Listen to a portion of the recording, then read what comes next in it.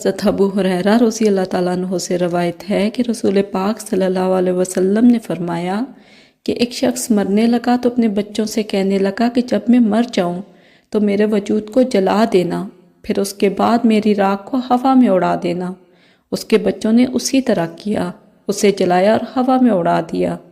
اللہ تعالیٰ نے زمین کو حکم دیا کہ اس کے جسم کے سارے ذرات کو جمع کرو اور اس کا وجود پھر سے بنایا اور کھڑا کرا کے پوچھا کہ تو نے یہ وصیت کیوں کی؟ اللہ سے تو کوئی بھی بات چھپی نہیں، لیکن پھر بھی پوچھا کہ ایسا تو نے کیوں کیا؟ رونے لگا اور کہا، اللہ میرے اندر تو اتنی طاقت نہیں تھی کہ تیرے سامنے کھڑا ہو کر حساب دے پاتا، تجھے منانا ہے اور تیرے خوف سے ڈر گیا تھا، یا اللہ میں تجھ سے ڈر گیا تھا۔ تو اللہ نے فرمایا کہ جا، میں نے تیری مغفرت کی، کبھی بھی اپنے رب کی رحمت سے نا امید مت ہوئیے۔